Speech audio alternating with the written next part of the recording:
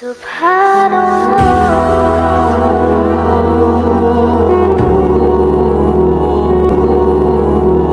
السلام علیکم ورحمۃ اللہ وبرکاتہ۔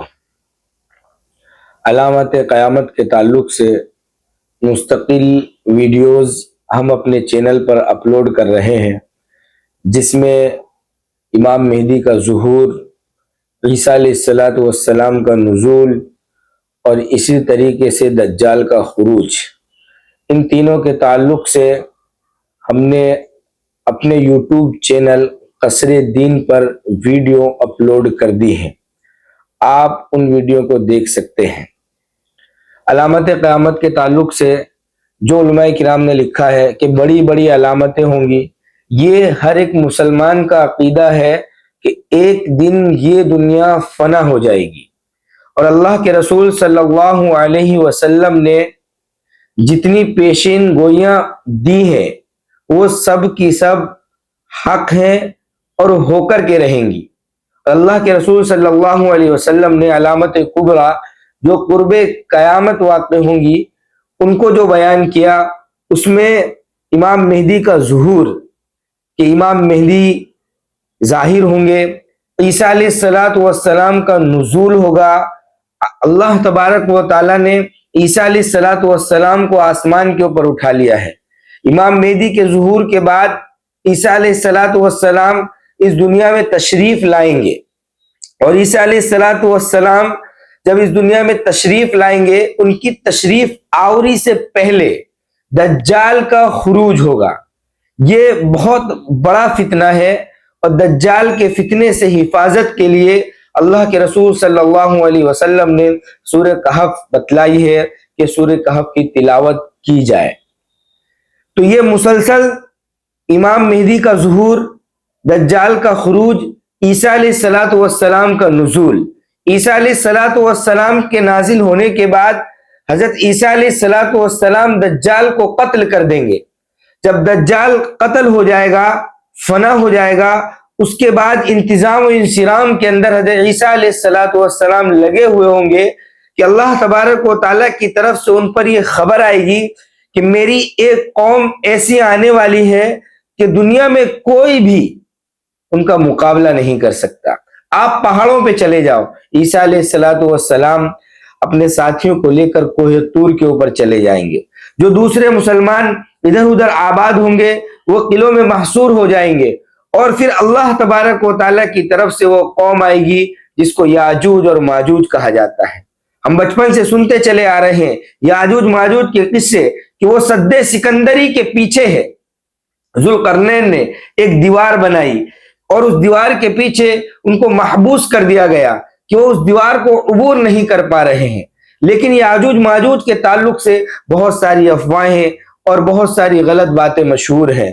لوگ ان کے بارے میں طرح طرح کے خیالات رکھتے ہیں۔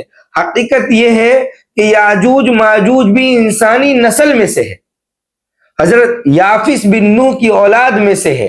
نوح علیہ السلام کے ایک بیٹے کا نام یافس ہے، ان کی اولاد میں سے یاجوج ماجوج ہیں۔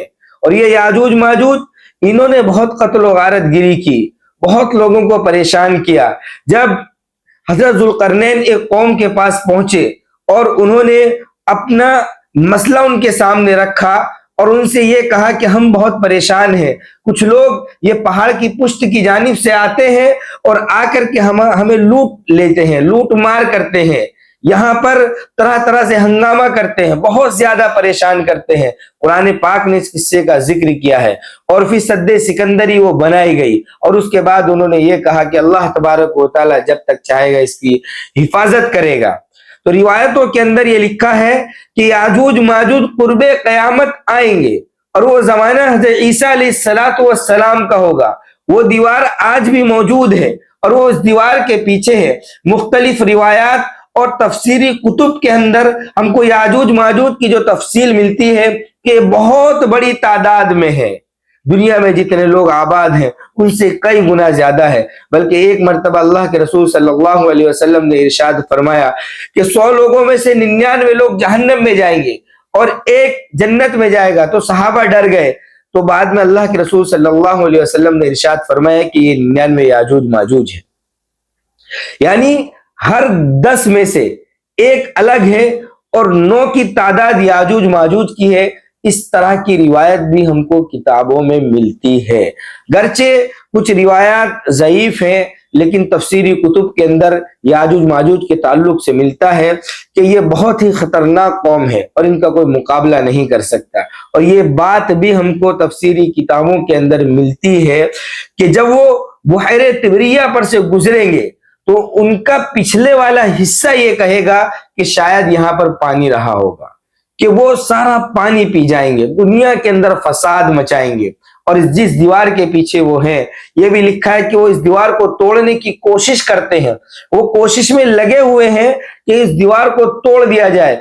रोजाना वो उस दीवार को इतना तोड़ देते हैं कि आगे की रोशनी नजर आ जाती है, लेकिन फिर वो ये सोचते हैं कि अब आगे का काम कल करेंगे। अल्लाह तबारक व तआला का ये फजल या अल्लाह तबारक व तआला की मशीयत कि वो दीवार जूं की तू हो जाती है, फिर वो उसको तोड़ना शुरू करते हैं। और यहाँ तक किताबों में लिखा है कि एक दिन वो आएगा कि जब अल्लाह तबारक व तआला की मर्जी होगी कि अब वो बाहर आ जाए, तो उनमें से कुछ लोग कहेंगे कि इंशाअल्लाह हम इसको कल तोड़ेंगे, यानी अल्लाह तबारक व तआला की मशीयत के ऊपर मुअल्लक करेंगे। उस वक्त वो दीवार ऐसी की ऐसी रहेगी और वो उसके अंदर शिगाफ कर देंगे और इस दुनिया के अंदर आएंगे। आने के बाद फसाद मचाएंगे। ईसा अलैहिस्सलातु वस्सलाम कोहे तूर पर चले जाएंगे, मुसलमान किलों के अंदर महबूस और महफूज हो जाएंगे और वो पूरी दुनिया के अंदर फसाद मचाएंगे।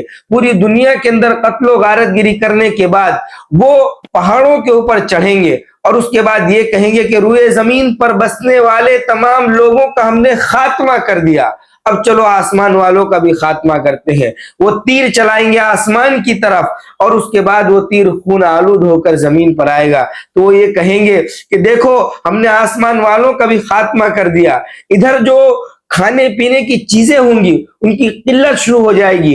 हज़रत ईसा अलैहिस्सलातु वस्सलाम और तमाम के तमाम मुसलमान अल्लाह तबारक व तआला से दुआ करेंगे, अल्लाह तबारक व तआला उनकी दुआ को कबूल फरमाएंगे और ये पूरी की पूरी कौम यकबारगी हलाक हो जाएगी। इनके अंदर ऐसी बीमारी पैदा होगी कि सब के सब मर जाएंगे। जब वो कोहे तूर पर से उतरेंगे तो रूए जमीन पर एक बालिश्त जगह भी ऐसी नहीं बचेगी कि जिस पर कदम रखा जाए, ताफुन और बदबू फैल रही होगी। फिर ये लोग अल्लाह तबारक व तआला से दुआ करेंगे और एक बारिश आएगी, मूसलाधार बारिश, और पूरी दुनिया के अंदर बड़े बड़े परिंदे आएंगे।